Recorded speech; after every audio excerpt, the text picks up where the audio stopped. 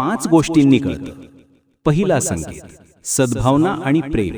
घरातील माणसांमध्ये जर नेहमी प्रेम, आपुलकी, आदर आणि शांतता असेल तर देवाचा वास नक्कीच तिथे असतो.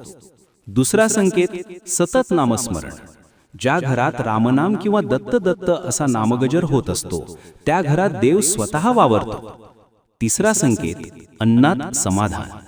अन्न हे पूर्ण ब्रह्म आहे. थोडं असो वा जास्त, सर्वजण घरात समाधानाने जेवत असतील तर ते घर देवालय बनतं. चौथा संकेत, अतिथीचा आदर सत्कार. ज्या घरात आलेल्या पाहुण्याला अतिथी देव मानून आदराने सेवा केली जाते तिथेही देव समाधानी होऊन वास करत असतात. पाचवा संकेत, शांती व समाधानाचा वावर. ज्या घरात भांडण, मत्सर, राग कमी आणि शांतता जास्त आहे तिथे देव कायम वास्तव्य करत असतो. शेवटी स्वामी समर्थ सांगतात, देव